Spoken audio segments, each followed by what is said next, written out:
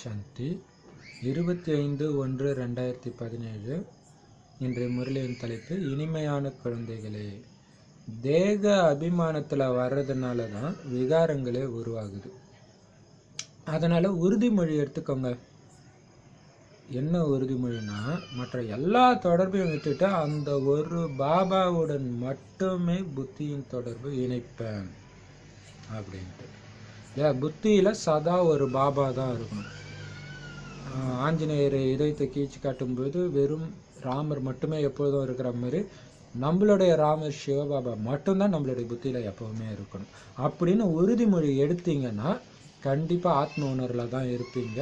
ஆத்ம உணர்வில் இருந்தால் கண்டிப்பாக விகாரங்கள் வராது. ஸோ விகாரத்தை வெல்றதுக்கான ஈஸியான வழி பாபாவுடைய நினைவுலேயே நிரந்தரமாக இருக்கிறது. மற்ற யாரை பற்றிய நினைவும் வரக்கூடாது. வரலைன்னா தான் பாபாவுடைய நினைவே வரும். கேள்வி: எந்த ஒரு விளையாட்டு இயற்கையான விளையாட்டு, ஆனால் மனிதர்கள் அதை இறைவனுடைய செயல் நினச்சிட்றாங்க?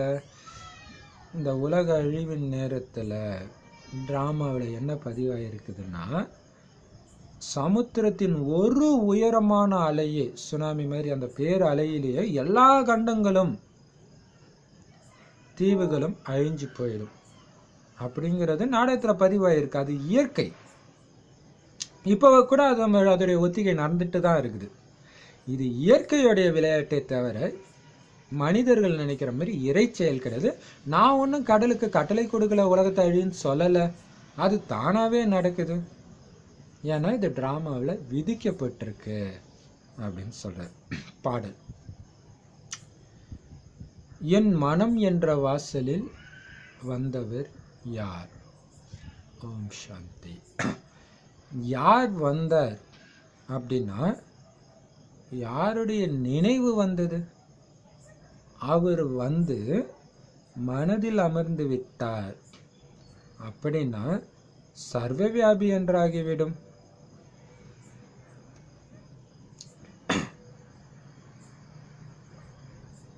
ஆனா அப்படி கிடையாது.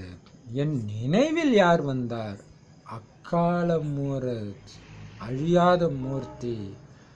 அவரை காலன் விழுங்க முடியாது.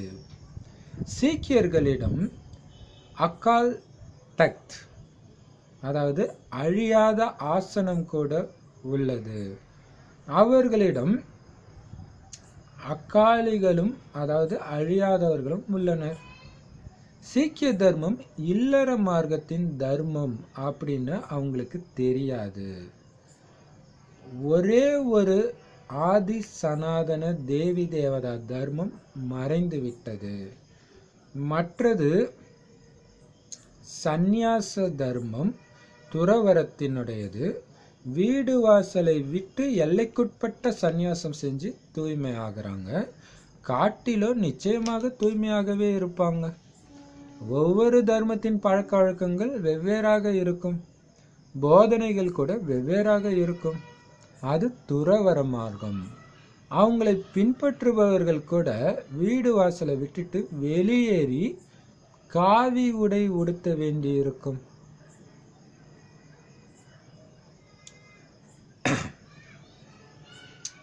பிறகு அவர்கள் சொல்லலாம், வீடு வாசல் என்று இல்லறத்தில் இருந்தாலும் நீங்கள் ஞானத்தை பெற முடியும் என்று.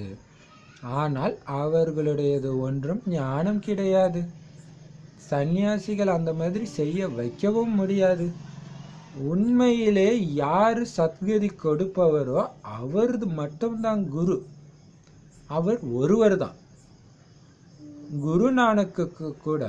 குருநானக்கும் கூட போதனை கொடுத்திருக்கிறாரு. அவரும் பரமாத்மாவுக்குத்தான் மகிமை செய்கிறார். ஏக் ஓம்கார், அதாவது இறைவன் ஒருவர், அவர் சத்தியமானவர், செய்பவர், செய்விப்பவர், அக்கால மூரத், அதாவது அழியாதவர். இப்போ உங்களுக்கு அந்த அக்கால மூரத், அதாவது பரமபிதா பரமாத்மாவுடைய நினைவு மட்டும்தான் இருக்குது. அக்கால மூரத் பிறப்பு இறப்பு அற்றவர். அயோனினா பிறப்பு இறப்பற்றவர் போல இருக்கு அப்படின்னு மகிமை செய்கிறாங்க. சுயம்பு என்றால் படைப்பவர். பயமற்றவர், பகையற்றவர், யார் மீதும் வெறுப்பில்லாதவர். அக்கால மூரத் சத்குரு பிரசாதம் ஜப சாஹேப், அதாவது இறைவன் பெயரை ஜபிப்பது, இவை அனைத்தும் பரமபிதா பரமாத்மாவுடைய மகிமைகள். அக்கால மூரத்தை தான் அனைவரும் ஏற்றுக்கொள்கின்றனர். அவர்கள் சொல்கின்றனர், சத்யுகம் அதாவது ஆரம்பம் சத்தியமானது, இது மீண்டும் நிரூபணமாகும் என்பதும் சத்தியம். பிறகு இதையும் சொல்றாங்க, அசுத்த துணிகளை தூய்மைப்படுத்துபவர். பதித்த பாவனர் என்றால் அசுத்த துணிகளை தோய்த்து சுத்தம் செய்கிறார், அதனால தான் அவருக்கு மகிமை பாடுறாங்க. பிறகு சொல்றாங்க, அசங் சோர் ஹராம் கோர், அதாவது தீய குணங்களின் வசமாகி திரியும் குருடர்கள் மற்றும் மூர்க்கர்கள். மற்றவர் வருமானத்தை திருடும் கொள்ளையர் அதிகமாக உள்ளனர்.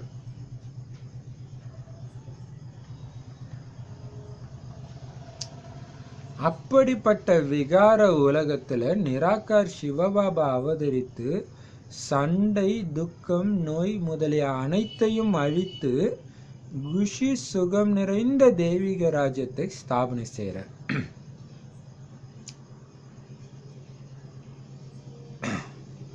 இதுவும் கூட இந்த சமயத்துடைய மகிமைதான். பிறகு சரி, இப்ப பாபா சொல்றாரு, என் மனம் என்ற வாசலில் வந்தவர் யார் அப்படின்னு பாட்டு பாடி இருக்கிறவங்கள, அப்படின்னா மனசுக்குள்ள வந்து அவர் உட்கார்ந்துகிட்டாருன்னு அர்த்தம் இல்லை, அவங்களுடைய நினைவு வந்தது அப்படின்னு அர்த்தம். ஏன்னா எல்லாருடைய மனசுலயும் அவர் வந்துட்டாருன்னா எங்கும் நிறைந்தவர் ஆயிடும். ஆனா அப்படி கிடையாது. சரி, யார் வந்தா நினைவுல? இறைவனுக்கு தான் அந்த மகிமை. அழிவற்ற மூர்த்தியா இருக்கக்கூடிய அக்கால மூரத், அவரை காலன் விழுங்க முடியாது, அவருக்கு மரணமே கிடையாது, இல்ல பிறப்பு இறப்பற்றவர். சீக்கியர்கள் கிட்ட இதோடைய மகிமையாக அக்கால் தக்த், அழிவற்ற ஆசனம்னு ஒரு சேர் வச்சிருக்கிறாங்க. அழிவற்றவர்கள்னும் ஏதோ ஒன்று வச்சிருக்கிறாங்க அவங்க, அழிவற்றவர்கள்னு சொல்லி. இப்ப பாபா சொல்றாரு, இந்த சீக்கிய தர்மமே வந்து இல்லற மார்க்கத்தின் தர்மம்னே அவங்களுக்கு தெரியலன்ற. அப்ப அதுவுமே ஒரு துறவர மார்க்கம் அப்படின்னு நினைச்சிருக்கிறாங்க போல இருக்கு.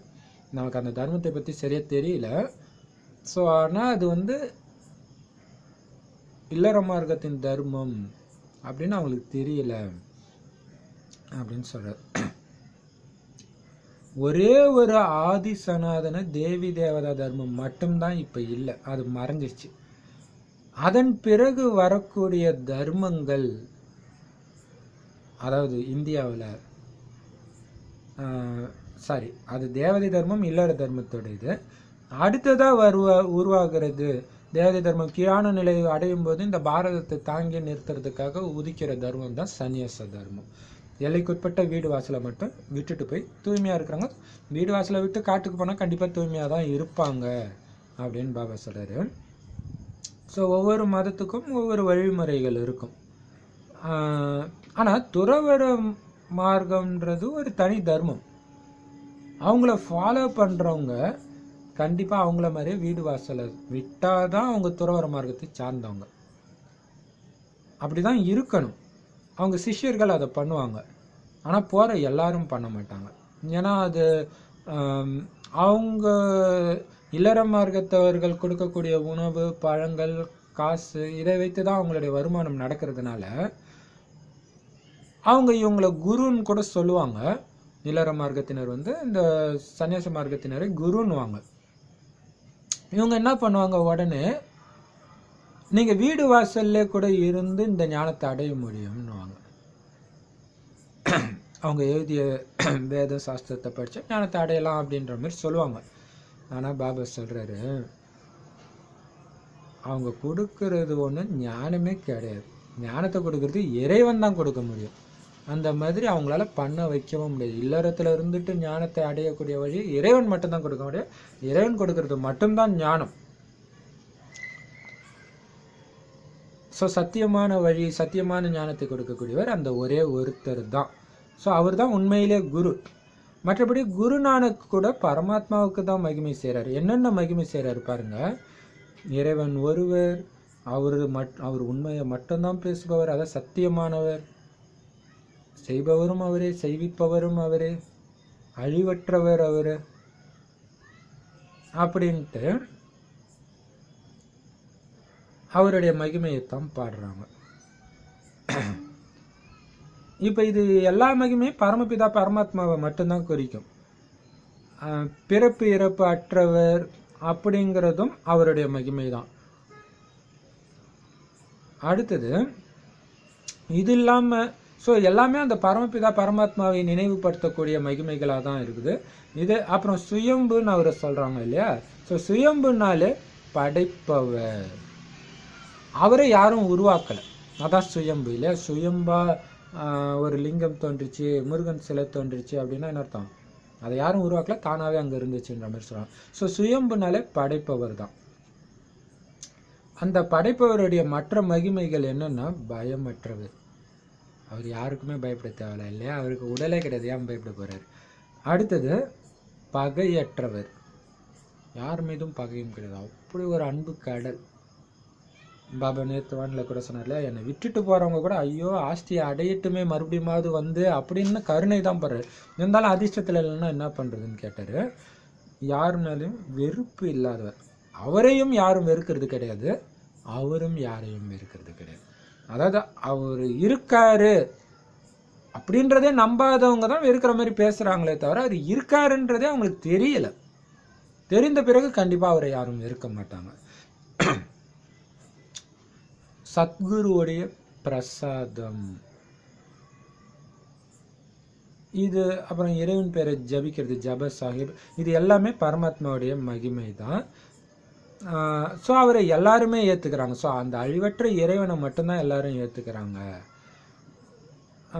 அதேமாரி அந்த குருநானக் அவங்க சொல்கிறாங்களாம், சத்தியுகம் வந்து சத்தியமானது, இந்த உலகம் ஆரம்பத்தில் சத்தியமாக இருந்தது, உண்மையாக இருந்தது அப்படின்னு சொல்லியிருக்கிறாங்க.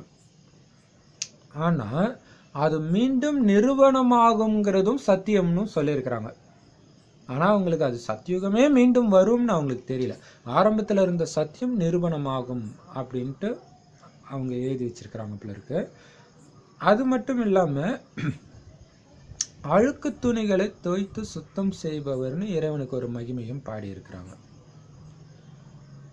அப்போ ஆத்மான்ற அழுக்கு துணியை யோக பலத்தின் மூலமாக தூய்மையாக்கும் வழி சொல்பவர், அதுதான் அதோடைய உண்மையான அர்த்தம்.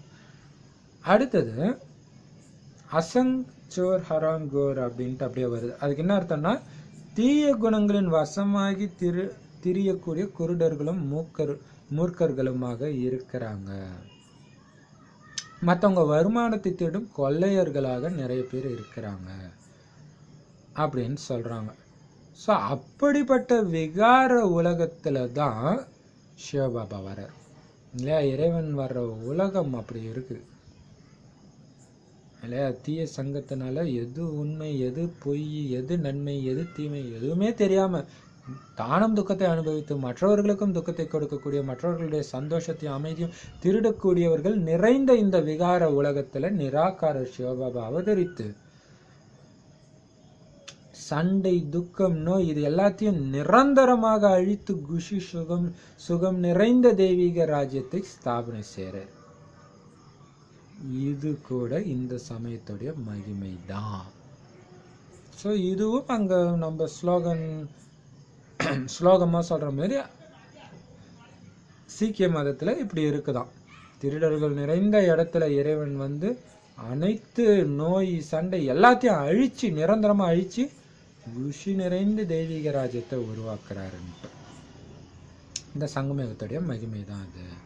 பிறகு குருநானக் சொன்னதை வைத்தே இன்னைக்கு வாணி நிறைய போகுது. பிறகும் குருநானக் சொல்றாராம், நீஞ்ச் விசார் கர், அதாவது தீய செயல்கள் நீஞ்ச் விசார் கர். சரி, தீய செயல்கள் தீய பேச்சுகள் இருந்தால் பலனும் தீயதாகவே இருக்கும். பிறகு அவர் மீது பலிகாராகி விடுகின்றனர். நிச்சயமாக அவர் வந்திருக்கிறார் என்பதனால தான் பலிகார் ஆகிறாங்க, அதாவது பலி சமர்ப்பணம் ஆகிறாங்க. ஹிந்தியில பலிகார். பாருங்க, உங்களுடைய நடத்தை கண்டிப்பா பலன் கொடுக்கும். நல்ல நடத்தை நல்ல பலனை கொடுக்குற மாதிரி தீய நடத்தை கண்டிப்பாக தீய பலனை தான் கொடுக்கும். அதனால தான் இந்த தீய இதுல இருந்து தப்பிக்கிறதுக்காக இறைவன் கிட்ட பலி ஆகுறாங்க. அப்ப எப்ப பலியாக முடியும்? அவர் வந்திருந்தா தானே அவர்கிட்ட பலியாக முடியும். சும்மா ஒரு சிலைக்கு முன்னாடி போய் நின்றுட்டு நான் உனக்கு பலி ஆகுறேன்னு நான் சொல்ல முடியும்? இப்ப பாபா சொல்றாரு, அகல்யாக்கள் கணிகைகள், அதாவது விகார தொழில் புரிபவர்கள். கணிகைனா அப்படி ஒரு அர்த்தம் இருக்கக்கூடாது, கன்னிகைனா தான் பெண் இல்லையா? சரி, விகார தொழில் புரிபவர்கள் சாதுக்களுக்கும் கூட விமோசனம் தருவதற்காக நான் வருகிறேன். ஆக அனைவரும் தூய்மை இல்லாதவர்கள் என்றாகிறது. இப்பொழுது இது எல்லையற்ற விஷயம் என்றால் நிச்சயமாக எல்லையற்ற மாலிக், அதாவது படைப்பவர் தான் வந்து இதை புரிய வைக்க முடியும், புரிய வைப்பாரு. பிரம்மா விஷ்ணு சங்கர் கூட என்னுடைய படைப்புகள் தான். பிரம்மா மூலமாக ஆதி சனாதன தேவி தேவதா தர்மத்துடைய ஸ்தாபனை, சங்கர் மூலமாக அநேக தர்மங்களின் விநாசம். மற்றவர்கள் யார் வருகின்றனரோ அவர்கள் தங்களின் தர்மத்தின் ஸ்தாபனை செய்யறாங்க. அந்த குருமார்கள் யாரும் சத்கதி அளிக்கும் வள்ளல்கள் என்பது கிடையாது. யாருக்கு சத்கதி கொடுப்பார்கள்? அவர்களின் வம்சாவளியே முழுமையாக வளர்ச்சி அடையவில்லை என்றால் எப்படி சத்கதி கொடுப்பார்கள்? பாபா சொல்றாரு, நான் வந்து ஆதி சனாதன தர்மத்தின் ஸ்தாபனை மற்றும் அதர்மங்களின் விநாசம் செய்விக்கிறேன். இந்த சமயம் அனைவருமே தம பிரதானமாக பாவாத்மாவாக ஆகியிருக்கிறாங்க.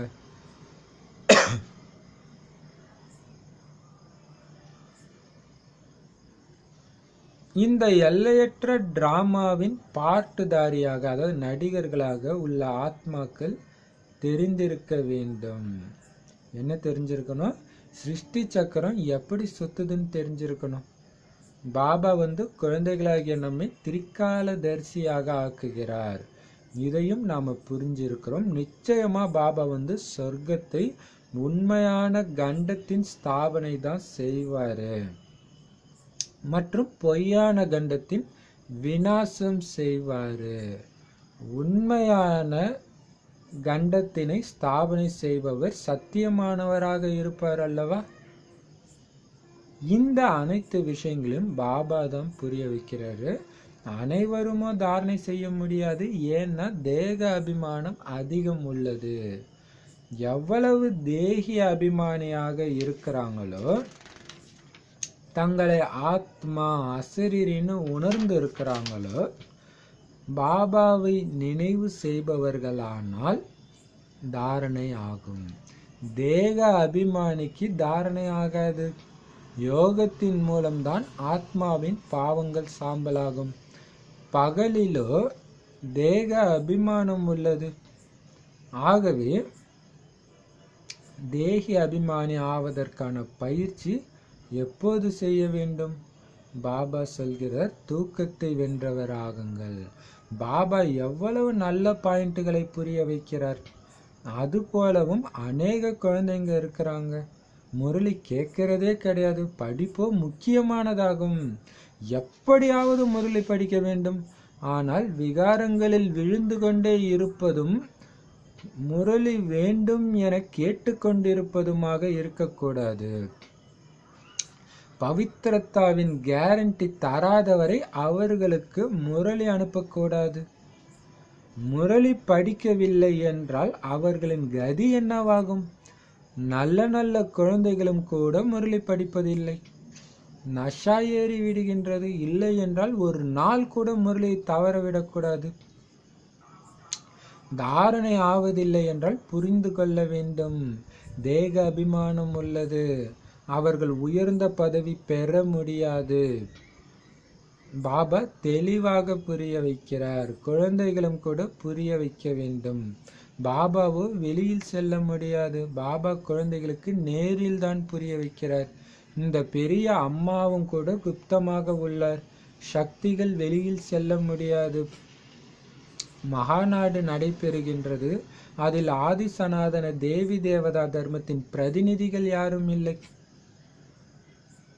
இந்த பாயிண்டையும் புரிய வைக்க வேண்டும்.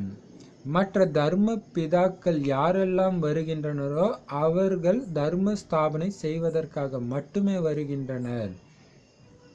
அதர்மங்களை விநாசம் செய்வதற்காக அல்ல. சத்திய தர்மத்தின் ஸ்தாபனை மற்றும் அநேக தர்மங்களின் விநாசம் சங்கமயுகத்தில் மட்டும்தான் நடைபெறுகிறது. கீழே இறங்கும் கலை நடைபெறும் பொழுதுதான் பாபா வராரு.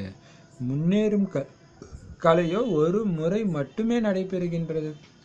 இதை பற்றி கூட ஒரு ஸ்லோகம் கூட உள்ளது. சின்ன வயதில் படித்தது. குருநானக் சொல்லி இருக்கிறாரு, அனைவரும் நிந்தனையாளர்கள், பொய்யானவர்கள், ஒருவர் கூட தூய்மையாக இருப்பதில்லை.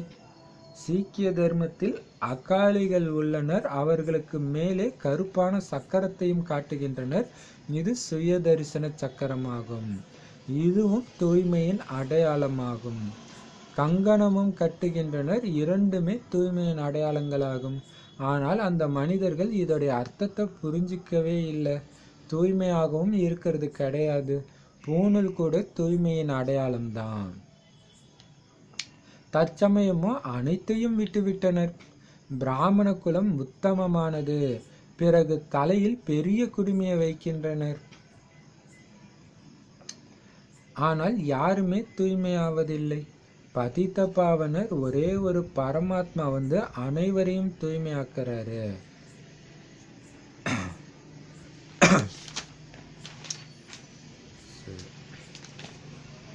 இப்ப பாபா சொல்றாரு, அகல்யாக்கள் கணிகைகள் விகார தொழில், அநேகமா விபச்சாரத்தை சொல்றாருன்னு நினைக்கிறேன். சரி, அப்ப அகல்யாக்கள், அகல்யா கூட கொஞ்சம் தவறான பெண். ஸோ அந்த மாதிரி தவறானவர்களுக்கும் சாதுக்களுக்கும் கூட நான் விமோசனம் தரதுக்காக தான் வரேன் அப்படின்னு சொல்றாருன்னா, அந்த தவறான பெண்கள் வச்சிலே சாதுக்களையும் வைக்கிறாருன்னா என்ன அர்த்தம்? எல்லாருமே தூய்மை இல்லாதவர்கள் தான் அப்படின்னு ஆயிடுது இல்லையா? கடைசி நேரத்தில் எல்லாமே தூய்மை இழந்து தான் கிடக்குறாங்க. ஸோ அந்த டைம்ல தான் பாபா வர. எதுக்கு? தூய்மை ஆக்குறதுக்கு, விமோசனம் கொடுக்கறதுக்கு, விடுவிக்கிறதுக்கு. இப்ப இது எல்லையற்ற விஷயம். ஒட்டுமொத்த உலகமும் தூய்மையற்று இருக்கு. ஒட்டுமொத்த உலகத்தையும் தூய்மையாக்குறதுக்காக பாபா தூய்மையாக்குறதுக்கு ஒருத்தர் வர்றாருன்னா அவர் கண்டிப்பா எல்லையற்ற எஜமானர், படைப்பவராக தானே இருக்கணும். அவர் தானே இந்த விஷயத்தெல்லாம் உங்களுக்கு புரிய வைக்க முடியும், இந்த எல்லையற்ற விஷயத்த இல்லையா? ஒரு காலத்துல பல தலைமுறைக்கு முன்னாடி நீங்க தூய்மையா இருந்தீங்கன்னு யாருக்கு தெரியும்? அப்ப எல்லையற்ற எஜமானன் தான் இதை சொல்ல முடியும். மனிதர்கள் யாரும் இதை சொல்ல முடியாது இல்லையா? ஆதாம் ஏவாள் அந்த டைம்ல இப்படி பிறந்தாங்கன்னு தான் பைபிள் குரான்ல இருக்கும். நீங்க தான் அப்படி இருந்தீங்கன்னு சொன்னது கிடையாது. அது இறைவன் தான் சொல்றாரு இல்லையா? இந்த எல்லையற்ற விஷயத்த எல்லையற்ற எஜமானன் தான், படைப்பவர் தான் புரிய வைக்கிறார். ஏன்னா பிரம்மா விஷ்ணு சங்கர் கூட என்னுடைய படைப்புகள் தான். அவருக்கு அப்ப படைப்பவர் ஒருத்தர் தான். அவருக்கு அடுத்ததா உயர்ந்தவர் இந்த பிரம்மா விஷ்ணு சங்கர் தான். ஆனா அவரே இறைவனுடைய படைப்புகள் தான். அப்ப பிரம்மா மூலமாக இறைவன் தான் புது உலகத்தை படைக்கிறார். சங்கர் மூலமாக பழைய உலகத்தை அழிக்கவும் அவர் தான் செய்றார். பழைய நிறைய தர்மங்களை அழிக்கிறார். தேவதா தர்மத்தை உருவாக்குறாரு. மற்ற மனிதர்கள் உருவாக்கிய அனைத்து தர்மங்களையும் அழிக்கிறார். இதை யார் பண்றா? இறைவன் வரும்போது தான் நடக்குது. மற்றபடி இயேசு வரும்போதோ நபி வரும்போதோ அப்படியெல்லாம் நடக்கல. அவங்கவுங்க தர்மத்தை மட்டும்தான் ஸ்தாபனை செய்யறாங்களே தவிர, இயேசு வந்தோடனே அதுக்கு முன்னாடி இருந்த தர்மத்தை, இந்து தர்மத்தை ஒன்றும் அவர் அழிச்சு இல்லை. அவர் தர்மத்தை உருவாக்குனார். ஒரு வழி இருந்துச்சு, இன்னொரு வழி இருக்குதுன்ட்டு இன்னொரு வழியை உருவாக்கிட்டு போயிட்டார். நபி வந்தார், அவர் ஒன்றும் கிறிஸ்தவ தர்மத்தை அழிக்கல. அவர் ஒரு வழியை உருவாக்குனார், அவ்வளவுதான். இறைவன் வரும்போது தான் எல்லா தர்மமும் காலி. புதுசா ஒரு தர்மத்தை படைக்கிறார், தேவதை தர்மத்தை. அப்ப பாருங்க, கடவுள்னாலே எல்லா மதத்துக்காரங்களும், கடவுளே இல்லைன்றவங்க கூட என்ன நினைப்போம்னா, இவ்வளவு கெட்டவங்க இருக்கிறாங்க, அப்புறம் எங்க கடவுள் இருக்காரு அப்படின்னு தான் நாஸ்திகர்கள் கேட்குறாங்க. அப்ப கெட்டவங்களை அழிக்கிறவர் தான் கடவுள்னு அவங்களுக்கு கூட தெரிஞ்சிருக்குது. நல்லவங்களை காக்கிறவர் தான் கடவுள்னு சொல்றாங்க. அப்ப கெட்டவங்கள் நிறைந்த இந்த பழைய உலகத்தை அவர் அழிக்க தானே செய்வாரு. நல்லவர்கள் மட்டுமே இருக்கக்கூடிய புது உலகத்தை அவர் படைக்க தானே செய்வாரு.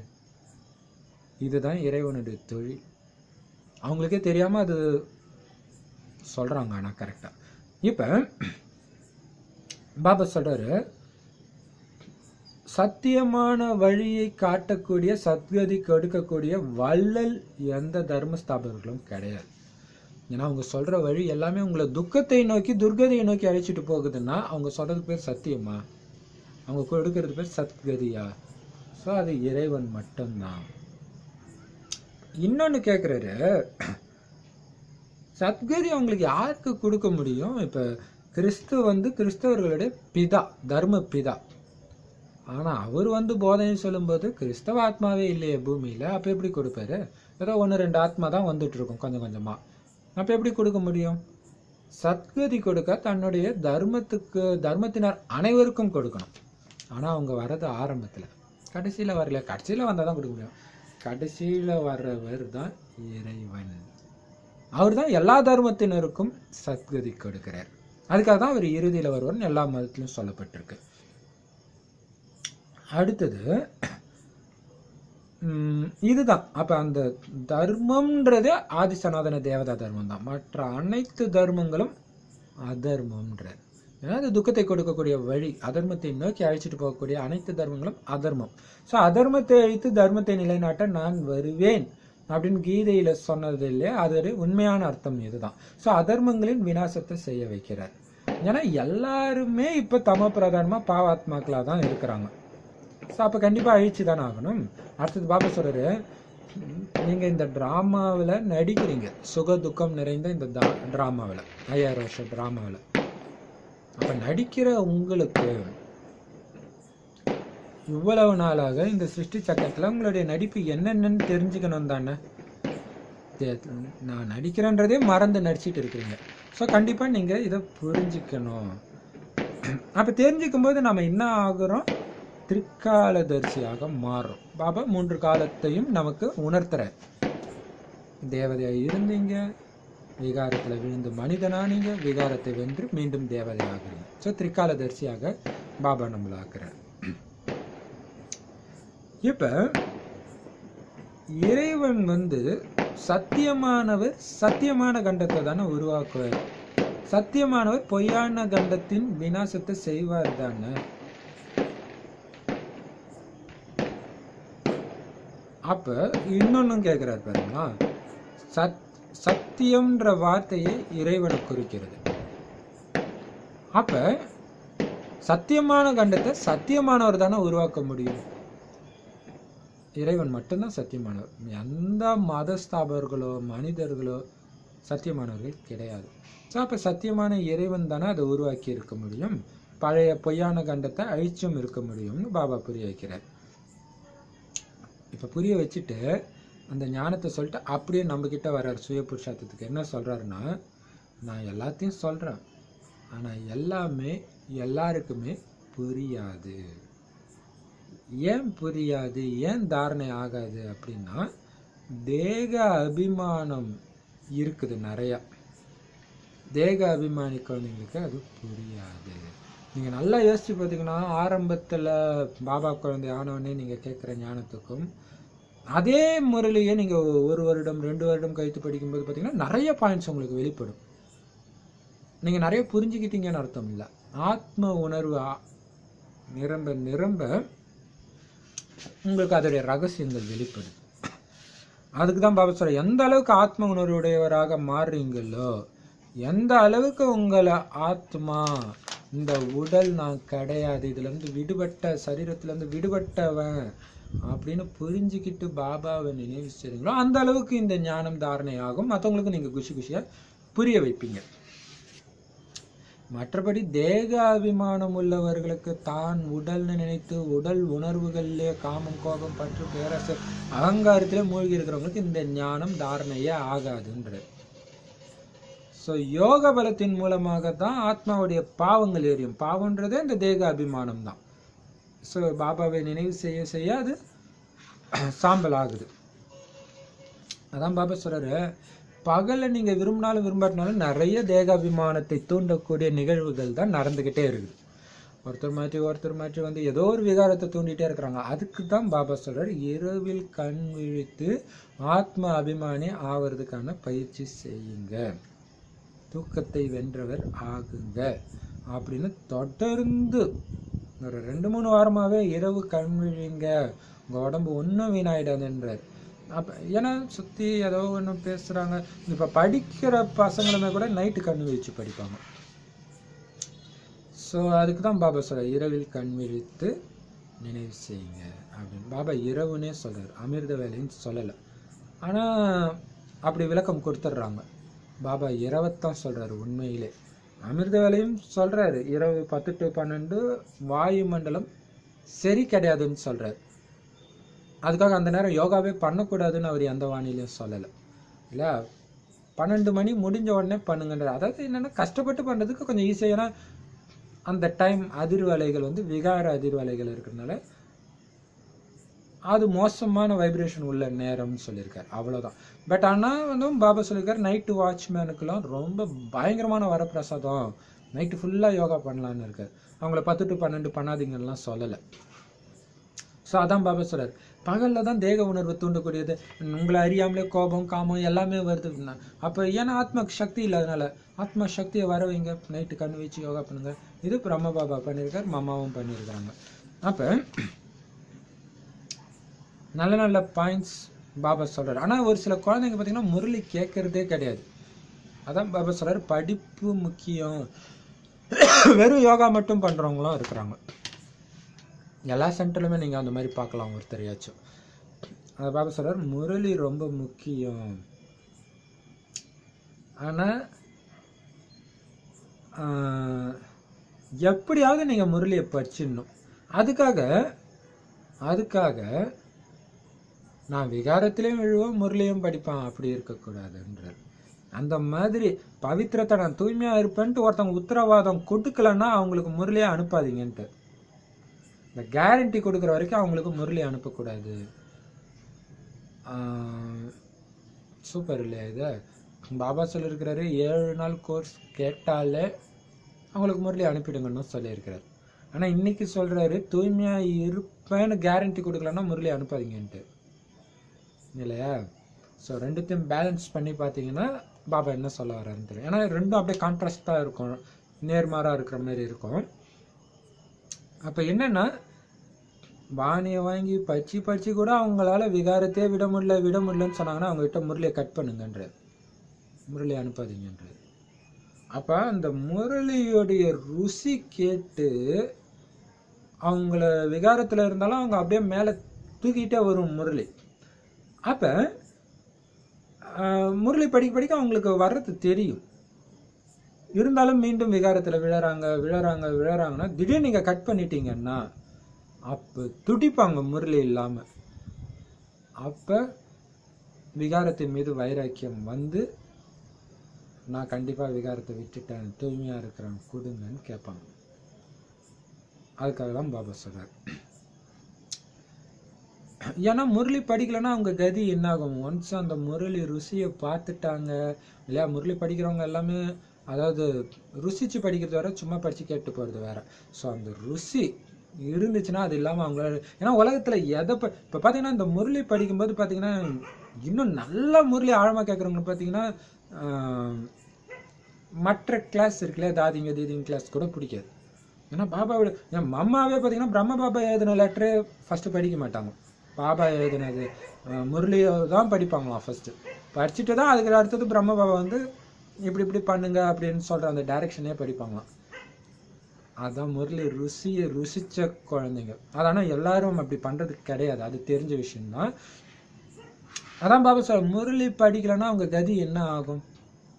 நல்ல நல்ல குழந்தைங்க கூட படிக்காமல் இருக்கிறாங்க. ஏன்னா அவங்களுக்கு அவங்களுடைய போதை எனக்கு எல்லாம் தெரியும் அப்படின்ற போதை ஏறிடுது. அப்படி இல்லை அப்படின்னா முரளியோடைய அருமை தெரிஞ்சதுன்னா அவங்களால ஒரு நாள் கூட முரளியை தவற விட மாட்டாங்க.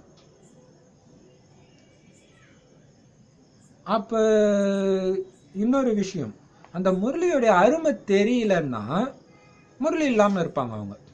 அப்படின்னா என்ன அர்த்தம்னா முரளி தாரணை ஆகலை, அவங்களுக்கு புரியலை, அந்த போதை ஏற்படுத்தலைன்னு புரிஞ்சுக்கணும். அப்போ என்ன அர்த்தம்? தேக அபிமானம் அவங்களுக்கு இன்னும் இருக்குது, அவங்களால உயர்ந்த பதவி அடைய முடியாது. முரளி கிளாஸ் எடுத்துக்கும்போது திடீர்னு இப்படி போகணும் அப்படி போகணும்னு தோணுதுனால அவங்களுக்கு தாரணை ஆகலைன்னு அர்த்தம். அந்த ருசி வேலை செய்ய மாட்டேங்குது. பாபா எவ்வளோ தெளிவாக புரிய வைக்கிறார். குழந்தைங்களும் அது மாதிரி புரிய வைக்கணும். ஏன்னா எல்லா இடத்துலையும் பாபாவே பாபா முதல்ல வெளியிலும் வர முடியாது இல்லையா, அவர் தூய்மையற்றவர்களை சந்திக்கிறது கிடையாது, குழந்தைங்களை மட்டும்தான் சந்திக்கிறார். ஸோ குழந்தைங்களுக்கு தான் நேரில் புரிய வைக்கிறார். ஸோ பாபாவும் சரி, பெரியம்மா அப்படின்னு சொல்கிறது யார்? பிரம்ம பாபா. ஸோ அவரும் மறைமுகமாக தான் இருக்கிறார்.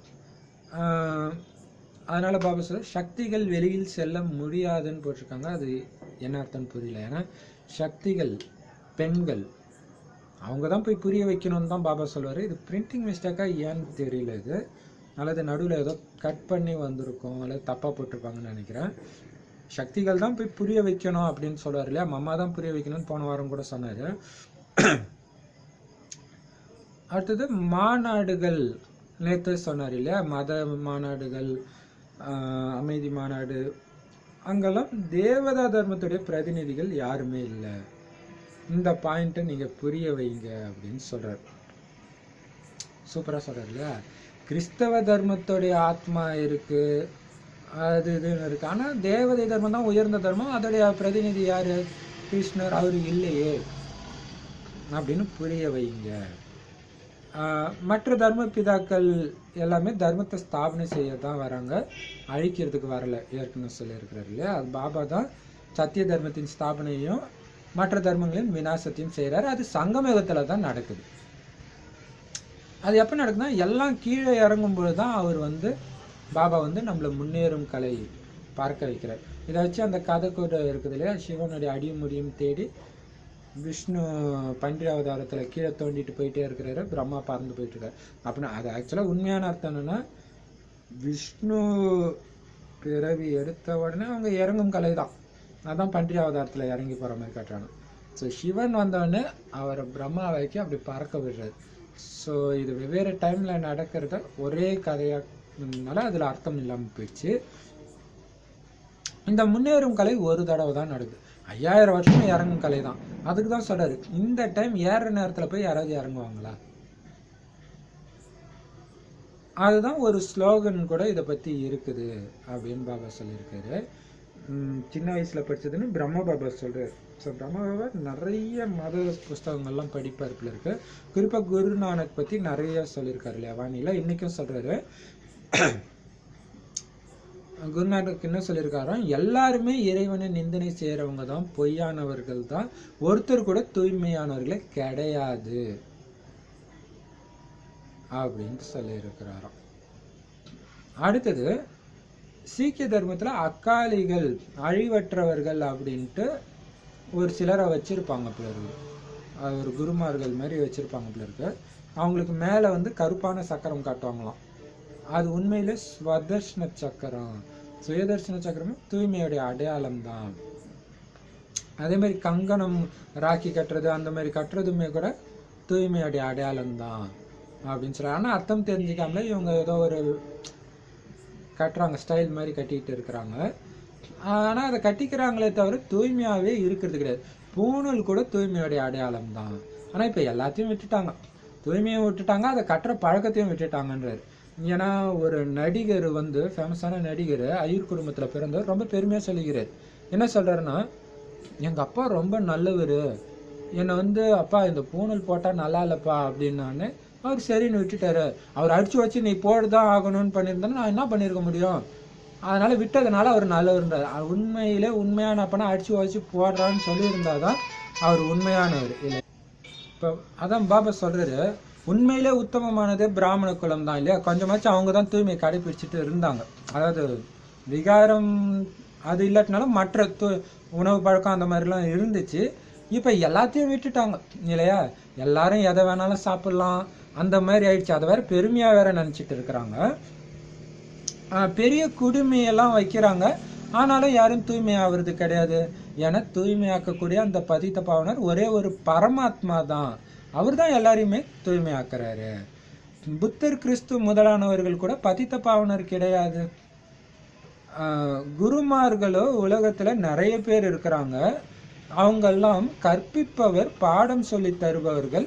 மற்றபடி அனைவருக்கும் சத்கதி கொடுப்பவர் பதித்த பாவனர் ஒருத்தர் மட்டும்தான். அவர் தான் எல்லோரையுமே தூய்மையாக்கி கூடவே அழைச்சிட்டு போறதுக்காக வர. அதான் பாபா சொல்றார், அனைவரையும் தூய்மையாக்கி உடன் அழைத்து செல்வதற்காகத்தான் நான் வருகிறேன். ஞான கடலுடன் உதவியாளர்களாக ஞான கங்கைகளாகி நீங்களும் இருக்கிறீங்க. கங்கை நதியின் மீதும் தேவிகளின் உருவங்களை வச்சிருக்கிறாங்க. இப்ப உண்மையிலே ஞான கங்கைகள் நீங்க தான். ஆனா உங்களுக்கு இப்ப பூஜை நடைபெறுவது கிடையாது. ஏன்னா நீங்க இப்ப தகுதியுள்ளவர்களாக ஆகிட்டு இருக்கிறீங்க. இன்னும் தகுதியுடையவராக ஆகல, ஆகிட்டே இருக்கிறோம். பூஜாரியிலிருந்து பூஜைக்குரியவராக ஆகி கொண்டிருக்கிறீர்கள். பிறகு உங்களது பூஜை செய்யும் பழக்கம் முடிந்து போகும். பாபா இந்த ரகசியத்தை புரிய வைக்கிறார். ஆனால் யாருடைய புத்தியிலுமே இது பதிவதில்லை. ஒவ்வொரு அடியிலும் ஸ்ரீமத் படி நடக்க வேண்டும். தேக அபிமானத்தை விட்டு கொண்டே இருங்கள். இந்த உற்றார் உறவினர் அனைவரும் அழிந்து போவார்கள். நாம் அனைவரும் சென்று விடுவோம். ஆனால் உலகமோ இருக்கும் இல்லையா? பாபா சொல்றாரு, நான் புது சிருஷ்டியின் படைப்பாளர். ஆனால் நான் வருவதோ தூய்மை இல்லாத உலகத்தில் தான் இல்லையா? அதனால தான் என்னை பதித்த பாவனர்னு சொல்றாங்க. அதனால இது நிச்சயமாக தூய்மையற்ற உலகமாகவே தான் இருக்கும் அல்லவா? தூய்மையான உலகத்துல தூய்மையற்றவர்கள் இருக்க மாட்டார்கள். பரமாத்மா தான் சொர்க்கத்தை ஸ்தாபனை செய்யக்கூடியவர். அதனால தான் அவரை ஹெவன்லி காட் ஃபாதர்னு சொல்றாங்க. கிறிஸ்து சொர்க்கத்தை ஸ்தாபனை செய்வதில்லை. ஆம், அந்த சமயம் மேலிருந்து வர்ற ஆத்மாக்கள் சதோ பிரதான நிலையில இருப்பாங்க. மற்ற யாரும் தூய்மை இல்லாதவர்களை தூய்மையாக்குவதில்லை. தூய்மை இல்லாதவர்கள் என்று சொல்கிற மாதிரி குழந்தைகள் நீங்கள் எந்த ஒரு விகர்மமும் செய்யக்கூடாது. தேக அபிமானத்தினாலதான் விகர்மங்கள் உருவாகுது. நீங்க கேரண்டி கொடுக்கிறீங்க, வேறு தொடர்புகளை விட்டு ஒருவரது தொடர்பில் இணைவோம். இப்பொழுது அந்த உறுதிமொழியை நிறைவேற்றுங்கள், இல்லை என்றால் தண்டனை அடைவீர்கள். கிரந்தத்துல கூட உங்கள் முன்னேறும் கலையினால்தான் அனைவருக்கும் நன்மை என சொல்லப்பட்டுள்ளது. வாக்கியம் நன்றாக உள்ளது. ஆனால் என்னென்ன படித்துள்ளனரோ அனைத்தையுமே மறக்க வேண்டியுள்ளது. பிரம்மா பாபாவுக்கோ குழந்தைகளின் பெயர்களும் முழுமையாக நினைவில் இல்லை. ஏனென்றால் சிவபாபாவை நினைவு செய்ய வேண்டும். அதனால பாபா சொல்லிவிடுகிறார், குஷியாக இருங்கள், பாபா நினைவில் வளமாக வாழுங்கள். நான் குழந்தைகளை மறப்பதும் இல்லை, அவர்களின் பெயர் வடிவங்களை சதா நினைப்பதும் இல்லை. ஆனால் சேவாதாரி குழந்தைகளை பாபா அவசியம் நினைவு செய்கிறார்.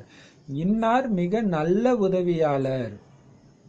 பணக்காரர்கள் அஞ்ஞான இருளில் இருக்கிறாங்க. மரணம் முன்னாலேயே உள்ளது என்பதை யாருமே அறியவில்லை. பகவான் சொல்கிறார், நான் ராஜயோகம் கற்பிக்கிறேன். ஆக நிச்சயமாக ஞானத்தின் மூலம் கல்வியின் தேவதை ஆகின்றனர். முழு ராஜதானியும் முறைப்படி உருவாகி கொண்டுள்ளது. நீங்கள் அறிவீர்கள், தரவரிசைப்படி நாம் படித்து கொண்டிருக்கிறோம். பாபா சொல்கிறார், நான் ராஜதானியை ஸ்தாபனை செய்து கொண்டிருக்கிறேன், அநேக தர்மங்களின் விநாசம் செய்விக்கிறேன். பரம சத்குரு ஒருவர்தான். உயர்ந்தவரிலும் உயர்ந்தவர் ஒரு பகவான் தான் என்பது பாடப்பட்டுள்ளது. உயர்ந்தவரிலும் உயர்ந்த பிரம்மா, விஷ்ணு, சங்கரரையும் கூட பகவான் என்று சொல்வதில்லை. அப்படி இருக்கும் பொழுது ராமகிருஷ்ணரை பகவான் என்று எப்படி சொல்ல முடியும்? சிவபாபா ஞானக்கடல், பதித்த பாவனர்.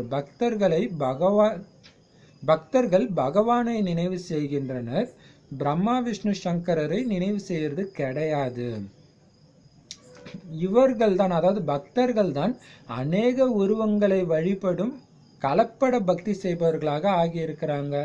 ஆக எவ்வளவு நல்ல நல்ல விஷயங்கள் தாரணை செய்யறதுக்கு உரியவை உள்ளன.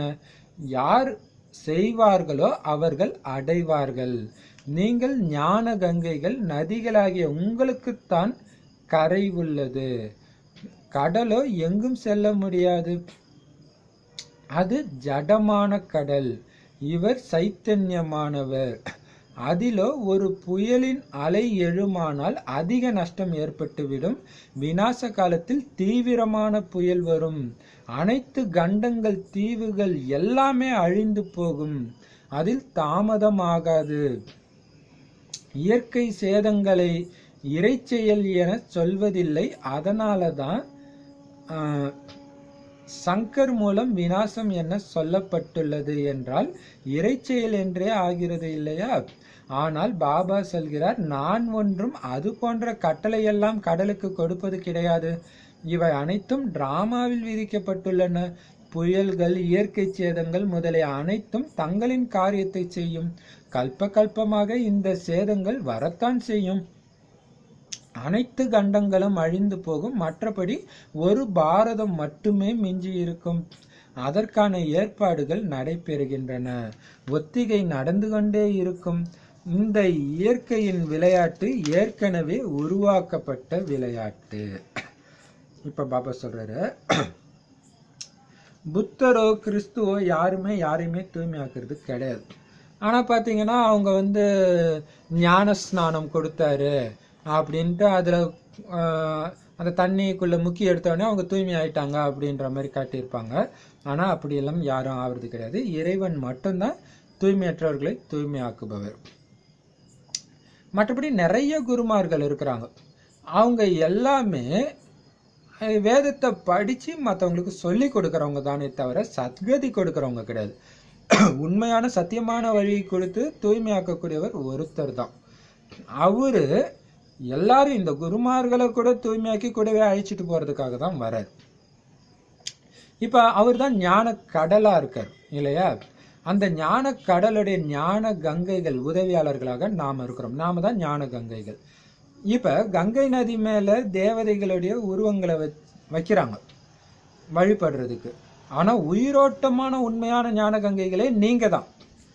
ஆனா இன்னும் நீங்க அந்த அளவுக்கு தூய்மை ஆகாத காரணத்தினால உங்களுக்கு பூஜை நடக்கிறது கிடையாது. தூய்மை ஆனவனே பூஜைக்குரியவர்களா ஆயிடுவீங்க. ஆனா அந்த டைம் பூஜை செய்யற பழக்கமே முடிஞ்சிடும். ஏன்னா தேவதைகள் எல்லாம் உயிரோட வந்ததுக்கு அப்புறம் எதுக்கு பூஜை செய்யணும் இல்லையா? உண்மையிலே பூஜை தேவதைகளை வாங்கன்னு வரவழைக்கிறதுக்காக தான், உயிர்ப்பிக்கிறதுக்காக தான்.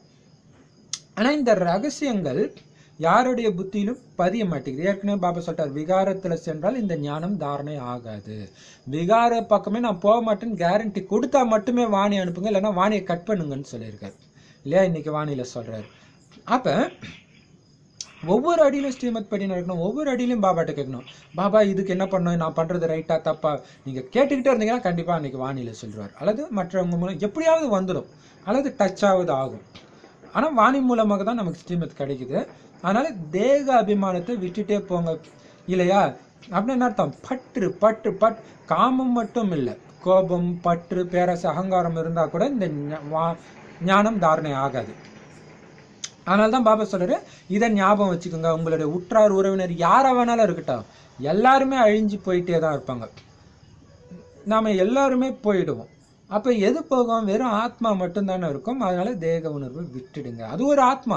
இப்ப உங்களுக்கு குழந்தையா இருக்கலாம், கணவனா இருக்கலாம், மனைவியா இருக்கலாம், முந்தைய ஜென்மத்துல ஜென்ம விரோதியா இருக்கலாம். ஏன்னா அவங்க தான் உண்மையில உங்களுக்கு அப்படி பிறப்பாங்க, கர்ம கணக்கு முடிக்கிறதுக்காக இல்லையா? உன்னை நான் நிம்மதியாவே விட மாட்டேன்னு சொல்லிட்டு சாவரம் என்னவா பிறப்பான்? குழந்தையாக தான் பிறப்பான். அப்பதான் கடைசி வரைக்கும் நம்மளுடைய துக்கத்தை கொடுக்க முடியும். ஸோ கணவன் மனைவி எல்லாமே. அப்ப அது உங்க மைண்ட்ல ஓடிட்டே இருக்கணும். இது ஆத்மா கர்ம கணக்கு முடிக்கிறதுக்காக என் கூட இருக்குது. ஸோ அப்படி இருக்க தான் உங்க மேல உள்ள பற்று போகும். ஆனா இந்த உலகம் கண்டிப்பா இருக்கும். பாபா சொல்றாரு, நான் தான் புது சிருஷ்டியை உருவாக்குறேன். ஆனா புது சிருஷ்டியை புது உலகத்துல உருவாக்க முடியாது, பழைய உலகத்துல தான் உருவாக்க முடியும். அப்போ தூய்மை இல்லாத உலகமாக தான் பழைய உலகம் இருக்கும் இல்லையா? இப்போ தூய்மையற்றவர்களை தூய்மையாக்கக்கூடியவர் வராருன்னா தூய்மையற்ற உலகத்தில் தானே வர முடியும். ஏன்னா தூய்மையான உலகத்தில் தூய்மையற்றவர் ஒருத்தருமே இருக்க மாட்டார். அங்கே வந்து என்ன பண்ணுவார்? அது பார்த்தீங்கன்னா சிவபுராணம் சிவன் திருவிளையாடலில் கூட வண்ணானாக சிவன் வர மாதிரி காட்டியிருப்பாங்க. திருவருட் செல்வர் படத்தில் கூட இருக்கும் இல்லையா? அப்போ பாபா எப்போ வருவார்? இந்த சங்கமயுகத்தில் தான் வருவார். அவர் சொர்க்கத்தை ஸ்தாபனை செய்யக்கூடியவர். நேற்று கூட சொன்னார் இல்லையா? அவருக்கு நீங்கள் குழந்தைனா குழந்தைக்கு என்ன நரகத்தையா கொடுப்பாரு? துக்கம் நிறைஞ்ச பழைய உலகத்தையா கொடுப்பாரு? புது சொர்க்கத்தை கொடுப்பாரு. கிறிஸ்தவ மதத்தில் கூட ஹெவன்லி காட் ஃபாதர் தான் சொல்கிறாங்க, ஹெல் ஃபாதர்னு சொல்லலை, நரகத்தின் தந்தைன்னு சொல்கிறது கிடையாது.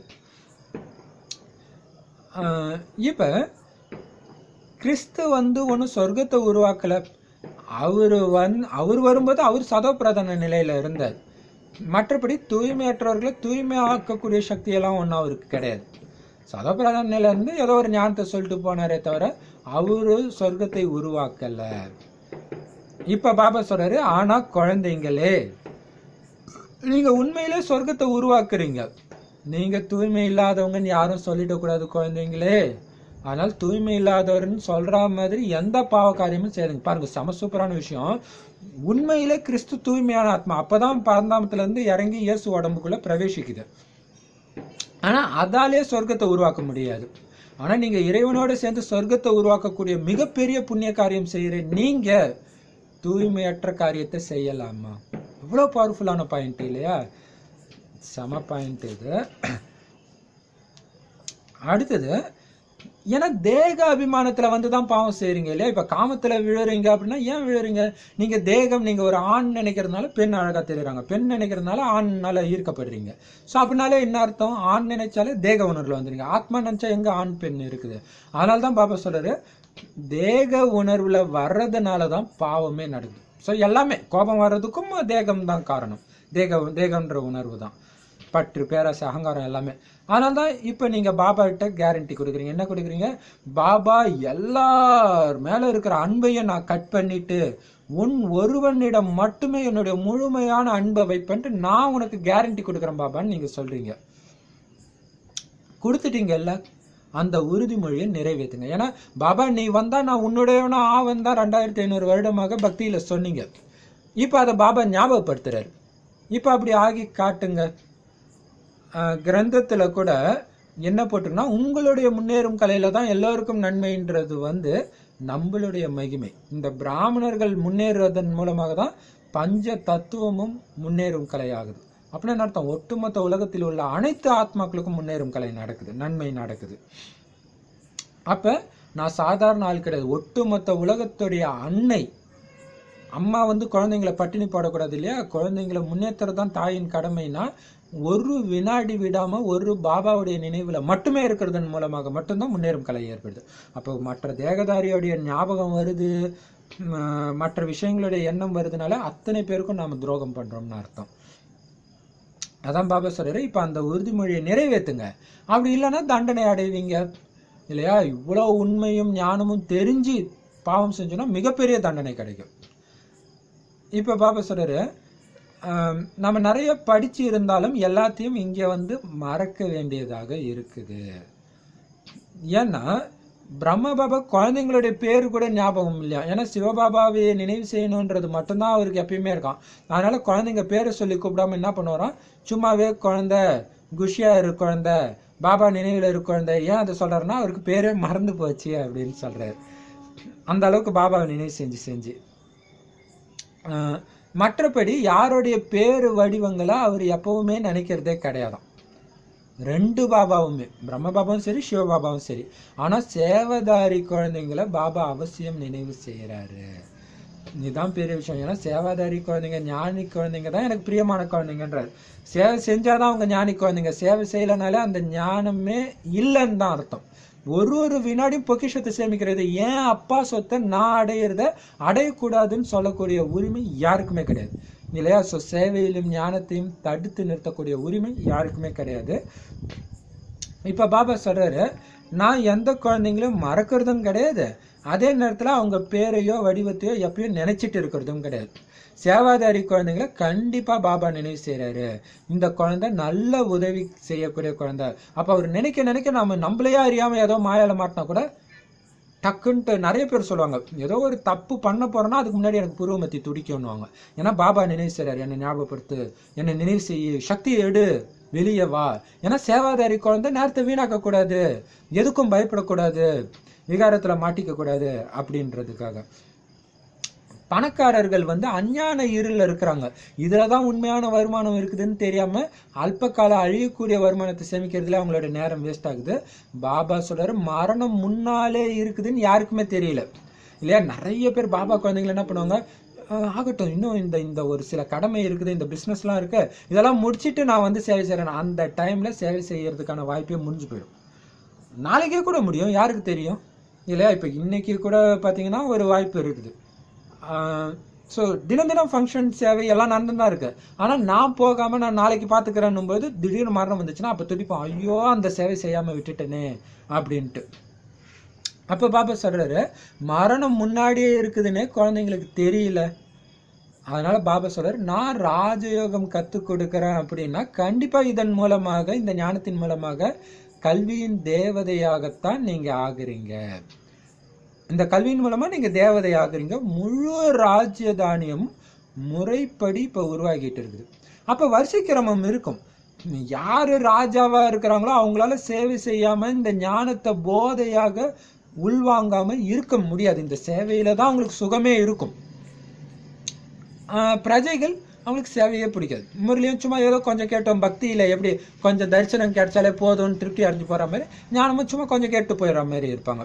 ஆனால் அதை பற்றி நீங்கள் கவலைப்படுத்தலை, ஏன்னா வரிசைக்கிறவங்க எல்லாமே அங்கே வெட்டியானும் தேவை தானே. அதனால் துக்கம் கொடுக்குறவங்களும் இருப்பாங்க, அதை பற்றியும் கவலைப்படாதீங்க. நீங்கள் சுகத்தை தான் கொடுக்கணும், ஏன்னா நீங்கள் ராஜா. மற்றவங்களுக்கு பாபாவுடைய அறிமுகத்தை கொடுக்கணும், இந்த சேவையை செஞ்சுக்கிட்டே இருக்கணும். எல்லாரையும் விட உயர்ந்தவர் ஒரு பாபா தான் அப்படின்னு பாடப்பட்டிருக்கு. அவரு தான் மற்ற தர்மங்களின் விநாசத்தை செய்யறாரு. இப்ப பாத்தீங்கன்னா உயர்ந்ததிலும் உயர்ந்தவர் பிரம்மா விஷ்ணு சங்கர் தான். சிவனுக்கு அடுத்ததா பாத்தீங்கன்னா இந்த 3 பேர் தான். ஆனா இவங்களையே பகவான் சொல்லலன்னா அப்ப எப்படி ராமரையோ கிருஷ்ணரையோ பகவான் சொல்ல முடியும்? இறைவனுடைய தூய்மையான படைப்புகள் இந்த 3 தான், பிரம்மா விஷ்ணு சங்கர். இவங்களே கடவுள் இல்லைன்னா கிருஷ்ணரையோ ராமரையோ, அப்ப இவங்க கிருஷ்ணர் ராமரையோ சொல்ல முடியலன்னா அப்ப இயேசு நபி புத்தர் எல்லாம் கேட்கவே தேவையில்லை இல்லையா? எப்படி சொல்ல முடியும்? சிவபாபா தான் ஞானக்கடல், அதனாலதான் அவரை நினைவு செய்யறாங்க. பிரம்மா விஷ்ணு சங்கரை ஒன்று யாருமே நினைவு செய்யறது கிடையாது. இந்த பக்தர்கள் தான் நிறைய உருவங்களை வழிபடுற மாதிரி கீழான நிலை இல்லையா? தூய்மையற்ற பக்தி ஆயிடுச்சு, பலரை நினைவு செய்யக்கூடியது. ஆரம்பத்தில் சிவபாபா மட்டும்தான் நினைவு செய்கிறாங்க. இப்போ எவ்வளோ நல்ல நல்ல விஷயங்கள் தாரணை செய்யறதுக்காக பாபா கொடுக்குறாரு. ஆனால் இதை யார் தாரணை செய்யறாங்களோ, இதை மற்றவங்களுக்கும் அழகாக புரிய வைக்கக்கூடிய சேவை செய்கிறாங்களோ அவங்க அடைவாங்க. இது அடிக்கடி பாபா சொல்றாரு, பஞ்சு டைலாக் மாதிரியே சொல்றாரு, நான் சொல்றேன் செய்பவர்கள் அடைவார்கள், செய்யலைன்னா இழப்பார்கள், அவ்வளோதான். இப்போ இன்னொன்று பாபா சூப்பராக சொல்லப்பாங்களா, கடல் உலகம் ஃபுல்லாக சுத்தாது, நதி தான் சுத்தம். அப்போ ஞான நதிகளாகிய நீங்கள் தான் எல்லோருக்கும் போய் கொடுக்கணும். பாபா நதிகளுக்கு தான் கொடுக்குறாரு, குழந்தைங்களுக்கு மட்டும் ஞானத்தை கொடுப்பாரு, அஞ்ஞானிகளுக்கு கொடுக்க மாட்டார். அஞ்ஞானிகளுக்கு கொடுக்கக்கூடியவர் நீங்க தான். ஜடமான கடல் ஒரே இடத்துல இருக்கிற மாதிரி இவர் உயிரோட்டமான கடல், இவரும் ஒரே இடத்துல இருக்கிறாரு. அடுத்தது அந்த கடலை வச்சு பாபா சொல்றாரு, ஆரம்பத்துல சொன்னார்ல, ஒரே அலையில ஒட்டுமொத்த உலகமும் காணாம போயிடும் சொல்லியிருக்காரு. அது இறைவனுடைய செயல் கிடையாது. இறைவன் ஒன்றும் கடலுக்கு போ உலகத்தை அழிச்சிடுன்னு சொல்றது இல்லை, அது இயற்கையாகவே நடக்குது ஒவ்வொரு கல்பத்திலையும். அதோடைய காரியத்தை அதோடைய கடமையை அது செய்து, ஏன்னா டிராமால அதோடைய பார்ட் அப்படி இருக்குது. மற்றபடி இந்த சேதங்கள் ஒவ்வொரு கல்பத்திலும் வரத்தான் செய்யும். இறைவன் நினைச்சா தடுத்து நிறுத்தவும் முடியாது, இறைவன் நினைச்சா அதை வர வைக்கவும் முடியாதுன்ட்டு, ஏன்னா அந்த நாடகத்துல பதிவாகி இருக்குது. அப்ப என்ன ஆகும், எல்லா கண்டங்களும் போய் ஒரே ஒரு பாரதம் மட்டும்தான் மிஞ்சி இருக்கும். அதுக்கான ஏற்பாடுகள் தான் நடந்துகிட்டே இருக்குது. ஏன்னா இந்த இயற்கையின் விளையாட்டு, இயற்கை சேதங்கள் கூட ஏற்கனவே உருவாக்கப்பட்டு இருக்குது. சிவசக்திகளாகிய நீங்க தான் எங்கும் சென்று புரிய வைக்க முடியும். சாந்தி ஸ்தாபனையாக நிலவ வேண்டும் அப்படின்னு நீங்க அனைவரும் விரும்புறீங்க. ஆனா சாந்தி உண்மையிலே இந்த பூமியில எங்க இருக்குதுன்னு நீங்க உங்களுக்கு மட்டும்தான் தெரியும். சுகம் எங்க இருக்கு, துக்கம் எங்க இருக்கு, இது எல்லாமே புரிஞ்சிக்க வேண்டிய விஷயம்.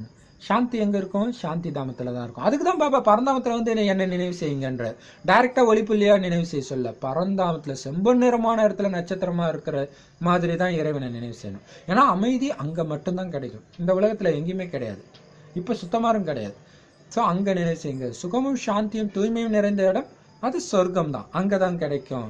இங்க துக்கம் மட்டும்தான் இருக்கு. இந்த இடத்துல எப்படி அமைதி கிடைக்கும் அப்படின்னு நீங்க தான் போய் புரிய வைக்கணும். ஏன்னா இது துக்கதாமம், துக்கத்துக்குன்னு உள்ள உலகம். நரகத்துல எப்படிப்பா சுகம் கிடைக்கும் அப்படின்னு நீங்க புரிய வைங்க. ஆனா இதே பாரதம் ஒரு காலத்துல 5000 வருஷத்துக்கு முன்னாடி சுகதாமமா இருந்துச்சு. ஆதி சனாதன தேவி தேவதைகளுடைய ராஜ்யம் இருந்துச்சு. இப்ப கலியுகம். இந்த கலியுகம்ன்றது துக்கம் நிறைந்த உலகம். இது கண்டிப்பா விநாசம் ஆகத்தான் போகுதுன்னு புரிய வைங்கன்னு தொடர்ந்து 3 நாளா பாபா சொல்லிட்டு இருக்கிறாரு. இது அழிய போகுதுன்னு சொல்லுங்க, ஏன்னா சுகம் வரப்போகுது. ஸோ இது சந்தோஷமான நேரம் தான். அந்த சுகதாமம் சொர்க்கம் வரப்போகுதுன்ற அந்த குஷியிலே இருந்தீங்கன்னா அந்த உலக அழிவு உங்களுக்கு துக்கத்தை கொடுக்காது. ஸோ அதை நாம் நினைவு செஞ்சுட்டே இருக்கணும். நான் நாராயணன் ஆகிட்டே இருக்கிறேன், லக்ஷ்மி ஆகிட்டே இருக்கேன். ஒவ்வொரு வினாடியும் பாபாவை நினைவு செய்ய செய்ய, சேவை செய்ய செய்ய உங்களுடைய பதவி ஏறிக்கிட்டே இருக்குது அப்படின்ற நினைவு இருந்துகிட்டே இருக்கணும். இப்போ பாபா சொல்றாரு, முதல்ல இந்த கலியுகத்துடைய இறுதி வந்த பிறகு மீண்டும் சத்திய உலகம் ஆரம்பம் ஆகும். அதாவது சத்தியுகம் வரும். அந்த மத்தியில இந்த ரெண்டுத்துக்கும் இடையில தான் அநேக தர்மங்கள் இருக்குது. சத்தியுகத்துல ஒரே ஒரு தர்மம் மட்டும்தான் இருந்துச்சு. இது டிராமாவின் சக்கரம். இதுல 4 முக்கிய தர்மங்கள் இருக்கு. ஒரு தர்மத்தின் கால் மட்டும் உடஞ்சி போச்சு. அது என்ன தர்மம்? ஒரு சேருக்கு 4 கால், அதுல ஒரு கால் போயிடுச்சு. அதுதான் தேவதை தர்மத்துடைய கால். மற்ற இஸ்லாமிய, புத்த, கிறிஸ்தவ தர்மம் அந்த 3 கால்கள் தான் இப்ப இருக்குது. மீண்டும் அந்த தேவதா தர்மத்தின் ஸ்தாபனை செய்யறது யாருன்னு எல்லாருக்கும் சொல்லுங்க. பிரம்மா மூலமாக பரமபிதா பரமாத்மா தான் அந்த சொர்க்கத்தை இப்ப உருவாக்கிட்டு இருக்காரு. அவரு கிட்ட மட்டும்தான் உண்மையான ஞானம் இருக்கு. வந்து கேளுங்க, விருப்பம் இருந்தா வந்து கேளுங்கன்னு சொல்லுங்க. உண்மையிலே நீங்க கூட பிரம்மாவுடைய குழந்தைங்க தான். நீங்க ஏத்துக்கிட்டாலும் ஏத்துக்காட்டினாலும் நீங்களும் பிரம்மாவுடைய குழந்தைங்க தான். ஆதாம் ஏவாள்னு எல்லா மதத்திலையும் தான் சொல்றீங்க அவரை. அது மட்டும் இல்லாம சிவனுக்கும் நீங்க குழந்தைங்க தான். பிரம்மாவுடைய குழந்தைங்களாக இருக்கிற காரணத்தினால உங்களுக்குள்ள நீங்க சகோதர சகோதரிகள் ஆவீங்க. நாம அவருடையவர்களாக ஆகி இருக்கிறோம்னு இப்ப புரிஞ்சுக்கிட்டீங்க. பரமபிதா பரமாத்மா முதல்ல பிராமண தர்மத்தை தான் படைக்கிறாரு. பிராமண தர்மம் தான் மிக மிக உயர்ந்தது. மற்ற அனைத்து தர்மங்களை சார்ந்தவர்களும் பின்னால் தான் வருகிறார்கள். அதுவும் வரிசை கிரமமா வராங்க. அதான் நம்பர் வார். கடைசியில உங்களுடைய வெளிப்பாடு அவசியம் நடைபெறும் இல்லையா? பாத்தீங்கன்னா பைபிள்ல கடைசியில வெளிப்பாடு அப்படின்ட்டு வரும். கடைசியில தான் அதை காட்டியிருக்கிறாங்க இல்லையா?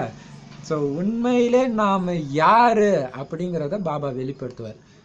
ஃபரிஸ்தாவாக அல்லது அவங்களுடைய இஷ்ட தேவதைகளாக, தெய்வங்களாக நம்மளுடைய காட்சி கண்டிப்பா நடக்கும். ஆனா அது கடைசியில தான் நடக்கும். அது வரைக்கும் நீங்க பொறுமையா, ஸோ அது நடக்க போகுது, அந்த நேரத்துக்கு நான் காட்சி காட்டுற அளவுக்கு ரொம்ப பவர்ஃபுல்லா இருக்கணும் அப்படின்னு தீவிரமாக இப்ப முயற்சி செய்யுங்க. ஏன்னா உயர்ந்ததிலும் உயர்ந்த பிராமண தர்மம் பாருங்க. தேவதைகள் விகாரத்துல விழ மாட்டாங்க, கனவுல கூட விழ மாட்டாங்க. ஏன்னா அவங்க உயர்ந்தவங்க. ஆனா அவங்கள விட உயர்ந்தவங்க நீங்க தான், பிராமணர்கள். அப்ப நீங்க விழலாமா? எண்ணத்துல கூட விழலாமா? அதுக்காக தான் பாபா சொல்றாரு, உயர்ந்ததிலும் உயர்ந்த பிராமணன் நான் அப்படின்றது இருக்கணும். ஏன்னா அந்த கலியுக பிராமணர்களுக்கே அந்த போதை இருக்கும்.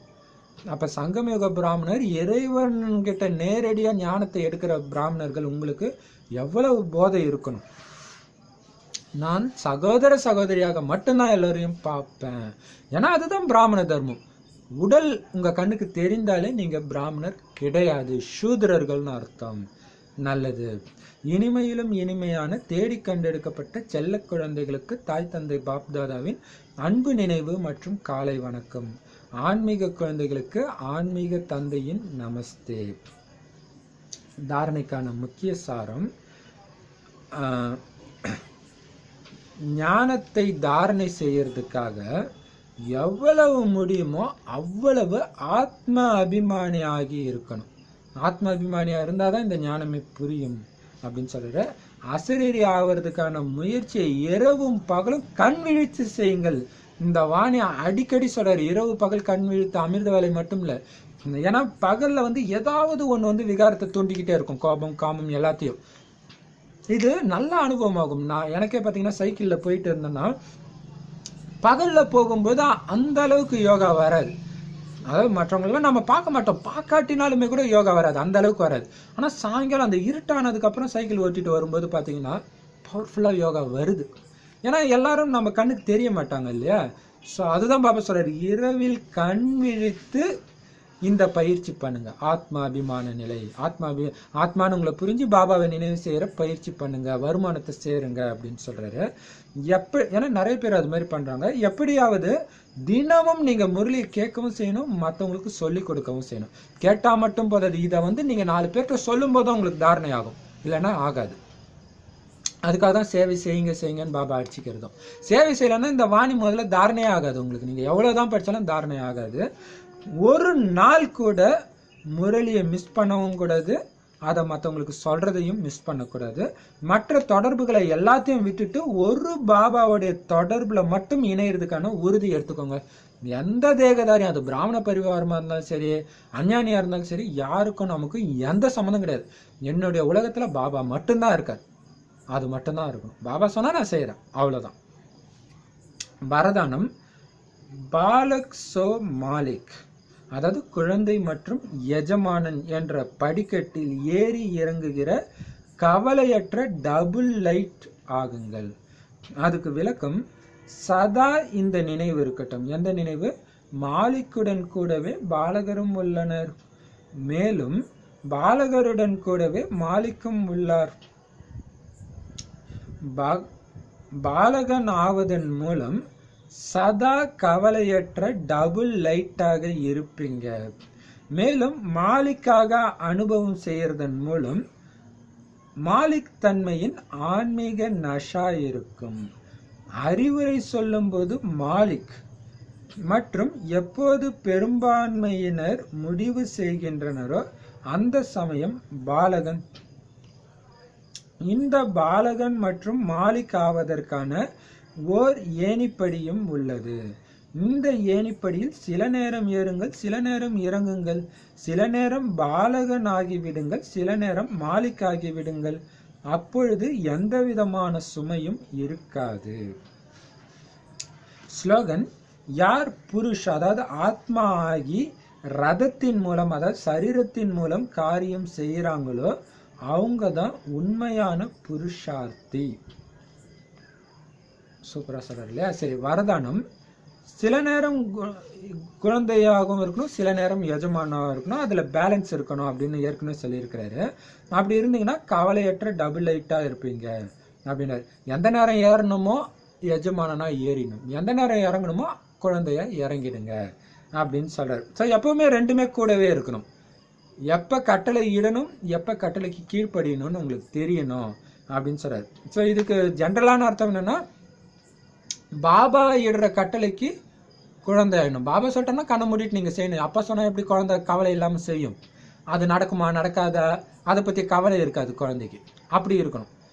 அடுத்தது, அந்த கட்டளையை உங்க கர்மேந்திரியங்கள் மூலமாக நிறைவேற்றுறதுக்கு நீங்க எஜமானன் ஆயிடணும். கர்மேந்திரத்துக்கு போய் இதை செய்யின்னு கொஞ்சிட்டு இருக்கக்கூடாது. செய் அப்படின்னு சொல்லணும், அது உடனே உள்ளே நையான்ட்டு அது செய்யணும். பாபா சொன்னார்னா நான் செய்யறேன் பாபான்னு நீங்க ஹாஞ்சி பாபா கட்டளை பாபா அப்படின்னு நீங்க சொன்னீங்கன்னா ஆட்டோமேட்டிக்கா சக்திகள் எல்லாம் உங்ககிட்ட நானும் உங்களுடைய கட்டளைக்கு கீழ்ப்படுகிறேன்ட்டு உங்களுக்கு அடிமை ஆகிடும் அப்படின்னு ஒரு வரதானம் போன வாரத்துல சொல்லியிருந்தாரு. இப்ப பாபா இங்க இன்னைக்கு வானிலை என்ன சொல்றாருன்னா, நீங்க குழந்தை குழந்தையா இருந்தீங்கன்னா குழந்தை எதை பற்றியும் கவலைப்படாது இல்லையா, அப்பா கிட்ட கொடுத்துட்டு அப்படியே லேசாக இருக்கும். அதுமாரி பாபா கிட்ட எல்லா பொறுப்பு சுமையும் கொடுத்துட்டு நீங்கள் லேசாகிடுங்க. பாபா வானிலை சொல்கிறாருன்னா செய்யுங்க. ஐயோ இது என்னாகும் அது என்னாகும் அதை பற்றி நீங்கள் ஏன் கவலைப்படுறீங்க? நீங்கள் எப்போ அதை முடிவு பண்ணுறீங்களோ பிளான் பண்ணுறீங்களோ அப்போவே நீங்கள் பாபா கிட்ட இருந்து வாங்கிட்டு உங்கள் தலையில் வச்சுட்டு சுமையை சுமந்துட்டு இருக்கிறீங்கன்னு அர்த்தம். பாபா கிட்ட இப்போ பார்த்தீங்கன்னா ஒவ்வொரு இப்போ நம்ம ஒரு இடத்துக்கும் சேவைக்கு போகும்போது அங்கே நடக்குமா, அங்கே இப்படி தடை வருமா, இவங்க மூலம் தடை வருமா, அவங்க மூலம் தடை வருமா, இப்படிலாம் யோசிச்சிங்கன்னா சத்தியமாக எந்த சேவையும் செய்ய முடியாது. பாபா சொல்லார் நாலாப்புறமும் போங்கன்னாரு, போயிடுங்க. அங்கே போனீங்கன்னா ஆச்சரியமாக இருக்கும். திடீர்னு யாரோ வந்து உங்களுக்கு ஹெல்ப்புக்கு வருவாங்க. நீங்கள் கூப்பிட்றவங்களே வராட்டினா கூட நீங்கள் பாபா சொல்லிட்டார், பாபா நம்பி போயிடுங்க. எப்படி தான் உங்களுக்கு ஹெல்ப் கிடைக்குன்னு தெரியும். சூப்பராக அனுபவமாகும். ஸோ ஏன்னா அந்த இடத்துல நீங்கள் குழந்தை ஆயிடுங்க. பாபா சொல்லிட்டாருப்பா நான் செஞ்சுடுவேன்ப்பா, அவ்வளோதான்ப்பா. எப்படி செய்வேன்னு எனக்கு தெரியாது. அப்போ டபுள் லைட்டாக ஜாலியாக இருப்பீங்க. ஆனால் நான் குழந்தை பாபா சொல்கிறார் சரி பாபா நீ சொல்கிற பாபா நான் செய்கிறேன் பாபா, அப்படி ஜாலியாக அவர் கூட பேசிக்கிட்டே அந்த சேவை செய்யணும். இல்லைன்னா பயம் வந்துடும். ஸோ பாபா கிட்ட பேசுறது இருந்துக்கிட்டே இருக்கணும். அப்போ டபுள் லைட்டாக இருப்பீங்க. அடுத்தது மாலிக் எஜமானன் ஆகுறீங்க. அப்போ இங்கே வந்து ஒரு குழுவாக சொல்கிறது செய்கிறாரு. அப்போ குழுவோடு இருந்து நீங்கள் ஒரு குழுவுக்கு இப்படி பாபா இதை சொல்கிறார், இந்த மாதிரி வழிமுறை சொல்லலாம் அப்படின்னு வழி நடத்துனீங்கன்னா அங்கே எஜமானன் ஆகிடுங்க. ஆனால் ஒருவேளை அந்த குழுவில் மற்றவங்க முடிவு எடுக்கிறாங்கன்னு வச்சுக்கோங்க, உங்களுக்கு முடிவு எடுக்கக்கூடிய பொறுப்பு கொடுத்தாங்கன்னா எஜமானனாகி முடிவு எடுங்க. அப்போ அந்த போதை இருக்கும். அப்படி இல்லை உங்களுக்கு அந்த அது பொறுப்பு இல்லை, வேற ஒருத்தவங்க முடிவு எடுக்கிறாங்க அல்லது பெரும்பான்மையினர் ஒரு முடிவு எடுக்கிறாங்கன்னா அந்த டைம் அதை பாபா சொன்னதா நினச்சிட்டு அதை அப்படியே ஃபாலோ பண்ணுங்க. அங்கே பாலகன் ஆயிடுங்க. அப்போ எந்த நேரம் ஏறணுமோ இல்லையா, உங்கள் குழுவிலே ஒரு 4 பேர் குழுவோட சேவைக்கு இட்டு போகிறீங்க, 3 பேர் வந்து இல்லை இப்படி தான் பண்ணணுன்றாங்க. ஆனால் பாபா சொல்லியிருக்காரு இல்லை நீங்கள் கரெக்டாகவே பண்ணாலுமே கூட உங்கள் குழுவில் பெரும்பான்மையானவர்கள் ஒன்று சொன்னாங்கன்னா அந்த குழுவுடைய ஒற்றுமை குறையக்கூடாதுன்றதுக்காக அவங்க பக்கமே நீங்கள் சாஞ்சிடுங்க. அதுதான் மகான் தன்மைன்றது இல்லையா, ஏன்னா ஒற்றுமை போயிடக்கூடாது அப்படின்றதுக்காக. ஸோ அந்த டைம் நீங்கள் பாலகன் ஆயிடுங்க அப்படின்னும் சொல்கிறாரு. அப்போ வந்து ஐயோ நான் சொன்னதை அவங்க செஞ்சுருக்கலாம் பாரு, நான் அப்போவே சொன்ன கேட்டாங்களா அப்படின்னு நீங்கள் சொல்லக்கூடாது. ஏன் சொல்லக்கூடாதுன்னா அந்த எண்ணத்தோடு நீங்கள் சேவை செஞ்சீங்கன்னாலே அந்த சேவை சத்தியமாக சக்ஸஸ் ஆகாது. அதுக்கு தான் குழுவில் ஒற்றுமை வேணுன்றது. நீங்கள் பேசுங்க, முடிவெடுங்க.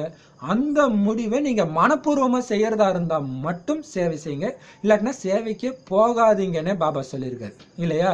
ஏன்னா உங்களுக்கு குஷியை கொடுக்கல, உங்களுக்கு குஷி இல்லை, திருப்தி இல்லைன்னா நீங்கள் செய்கிறதுக்கு பேர் சேவையே கிடையாதுன்னு இருக்காரு.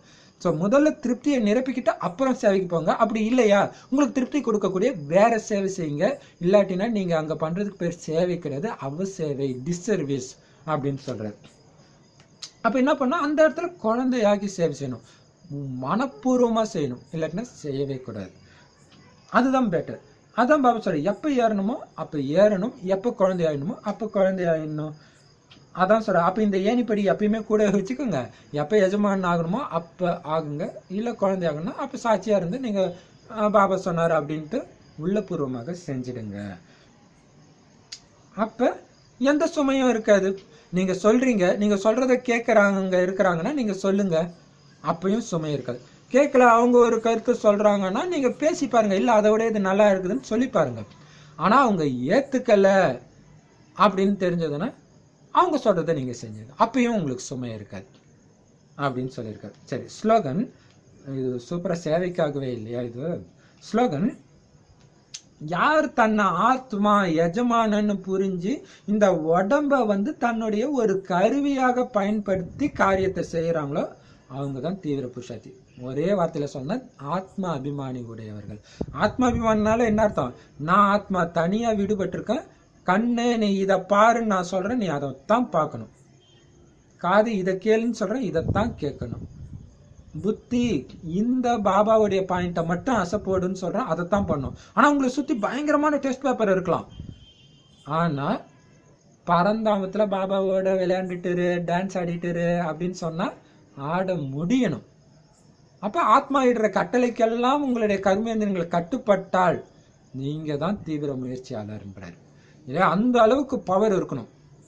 உங்களை எதிர ஒருத்தவங்க பயங்கரமாக துக்கம் கொடுக்குற மாதிரி திட்டணும், திட்டுறாங்கன்னு வச்சுக்கோங்க, அப்படி திட்டும் பொழுது நீங்க கட்டளை கொடுக்கணும், அந்த ஆத்மா நல்லா இருக்கணும்ன்ற எண்ணத்தை மட்டும் உருவாக்கு மனசு அப்படின்னோன்னா, அப்படியே அந்த ஆத்மா நல்லா இருக்கணும் நல்லா இருக்கணும் நல்லா இருக்கணும் அப்படி புகழ்ந்து உங்களால அந்த எண்ண அதிர்வலைகளை உருவாக்க முடிந்தால் நீங்க தான் தீவிர முயற்சியாளர். ஏன்னா கடைசி நேரத்தில் அப்படிதான் வரும். உங்களை கொலை பண்றது கத்தி எடுத்துட்டு வருவாங்க. ஆனா உங்களை ஒன்றும் பண்ண முடியாதுன்றது பாபா சொன்னது அந்த ஞாபகம் இருக்கணும். ஞான சொரூபமாகி அந்த குழந்தை வருது, அந்த ஆத்மா நல்லா இருக்கணும், பாவம் அசுர குணத்துல மாட்டிட்டு இருக்குது, அப்படியே உள்ளன்புல தாய் அன்புல ஐயோ என்னை காப்பாற்றணுன்றதுக்காக அவங்க மாறணும்னு அப்படி நினைக்கக்கூடாது. அப்படி நினைச்சா அது வேலையும் செய்யாது. உள்ளன்போட அந்த ஆத்மா நல்லா இருக்கணும் அப்படின்னு உங்களுடைய புத்திக்கு உங்க ஆத்மாவால கட்டளை கொடுக்க முடிந்தால், அந்த மாதிரி ஆத்மா அபிமான நிலையில நீங்க இருந்தா நீங்க தான் தீவிர முயற்சியாளர்கள் அப்படின்னு சூப்பரான ஸ்லோகம் சொல்றாரு. இப்ப தபஸ்வி பயிற்சிக்கு இன்னைக்கு பிராக்டிஸ். தபஸ்வி மூரத்தாகுங்கள். சமயத்தின் பிரமாணம் தனது தபஸ்வி சொரூபத்தின் மூலம் நாலாபுறமும் சகாஷ், அதாவது சகாஷ்னா என்னது ஹிந்தியில சக்தி, லைட் அண்ட் மைட், அதாவது ஒளி மற்றும் சக்தியின் கிரணங்களை கொடுப்பதற்கான, அதிர்வலைகள் கொடுப்பதற்கான, மனதின் மூலம் வாயு மண்டலத்தை உருவாக்குவதற்கான காரியம் செய்யுங்க. இப்ப இந்த சேவைதான் அவசியமாக உள்ளது. ஏன்னா சமயம் மிகவும் ஆபத்தானதாக வந்து கொண்டிருக்கிறது. பாருங்க, பாபா டச் பண்ணி மதுபன்ல வாணியில தபஸ்யா பயிற்சியில இதை சேர்க்கிறாங்கன்னா கண்டிப்பா அது காரணம் இருக்குது இல்லையா? ஸோ இதை எச்சரிக்கையாக எடுத்துக்கிட்டு என்ன சொல்லணும் பாபா, டைம் வர்றதுனால நீங்கள் எப்பவுமே வந்து சக்தி உங்ககிட்ட இருந்து நாலாப்புறமும் பரவிட்டே இருக்கணும். எப்படி லைட் ஹவுஸ் வந்து எப்பவுமே 24 மணி நேரம், சூரியன் 24 மணி நேரம் ஒளி கொடுத்துட்டு தானே இருக்குது. சொரூபம்னாலே அதுதான். சூரியன்னா வெப்ப சொரூபம், அது வெப்பத்தையும் ஒளியும் கொடுத்துக்கிட்டே இருக்கும். அது மாதிரி ஆத்மானாலே ஒளியும் சக்தியும் கொடுத்துக்கிட்டே இருக்கணும், நாலாப்புறமும் சக்தி. ஏன்னா இந்த அந்த மாதிரி மோசமானது இருக்கு. ஸோ ஒரு வினாடி விடாம வாயு மண்டலத்தை சரி பண்ற வேலையை தான் செய்யணும். ஒரு உதாரணத்துக்கு இப்ப பண்ணணும்னா, இப்ப இங்க ஜல்லிக்கட்டுக்கு நடந்தது, இது மாதிரி நிறைய நாட்டுல நிறைய போராட்டங்கள் நடக்குது. அப்போ ஒரு குழுவாக சேர்ந்து போராட்டம் நடத்துறாங்க. அப்ப குழுவாக சேர்ந்து ஒருத்தர் மேல உள்ள கோபத்தை காட்டுறாங்கன்னா அந்த வாயுமண்டலம் எந்த அளவுக்கு அசுத்தமாகும் இல்லையா? அப்ப அதை வந்து தூய்மையாக்குற கடமையே பிராமண பரிவாரத்தை சார்ந்தது தான். அப்ப அவங்க ஒரு 6 நாள், 1 வாரம், 2 வாரம், 3 வாரம் தொடர்ந்து போராட்டம் நடத்துறாங்கன்னா நீங்க எவ்வளவு ஒரு வினாடி விடாம தொடர்ந்து சக்தியை கொடுத்துக்கிட்டே இருக்கணும். அதுதான் உங்களுடைய கடமையே. அந்த சேவை தான் ரொம்ப ரொம்ப முக்கியம், நீங்க ஸ்தூலமா செய்யற சேவையை விட. அப்படின்னா என்ன அர்த்தம்? நீங்க ஒரு சேவை ஒரு இடத்துக்கு போனீங்கன்னா கூட அங்கிருந்து மனதின் மூலமாக அங்க போறதுக்கு முன்னாடி அங்க சக்தியை நிரப்பிக்கிட்டே இருக்கணும். ஏன்னா அங்க உள்ள ஆத்மாக்களுக்கெல்லாம் சக்தி இருக்காது. நீங்க நிரப்பி அங்க போயும் நிரப்பிக்கிட்டே இருக்கணும் மைண்ட்ல.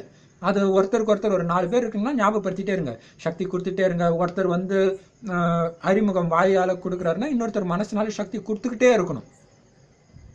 அப்பதான் அந்த ஆத்மாவுக்கு அந்த சக்தி வந்து நீங்க சொல்றதே உள்ள போகும். ஏன்னா அந்த ஆத்மாவுக்கு வந்து இப்போ ஒரு உதாரணத்துக்கு ஆற்று திருவிழாவுக்கு சேவைக்கு போறோம். இப்ப போனப்ப பாத்தீங்கன்னா எல்லாம் இந்த ஞானத்தை கேட்கறதுக்கு அங்க வராங்க. அவங்களோட இது அங்கங்க சுத்தி பார்க்கணும், நிறைய விகார எண்ணங்களோட தான் வந்திருப்பாங்க. ஸோ அந்த விகாரத்தை நீங்க ஞானம் கொடுக்கக்கூடிய அந்த 2 நிமிஷம் கட்டுப்படுத்தக்கூடிய சக்தியை நீங்க தான் அவங்களுக்கு கொடுக்கணும். கொடுத்தாதான் கட்டுப்பட்டு அவங்க உங்களுடைய ஞானத்தை கேட்பாங்க. ஸோ இது அவசியம். ஸோ அந்த மாதிரி ஜுவாலா சொரூபத்தில் இருங்க. அக்னி எரிமலை எப்படி கொழுந்து விட்டு எரியுதோ அந்த மாதிரி உங்களை சுற்றி நாலாபுறமும் இந்த சக்திகள் பரவிக்கிட்டே இருக்கணும் அப்படின்னு சொல்றாரு. சம சூப்பர்வாணி. ஓம் சாந்தி.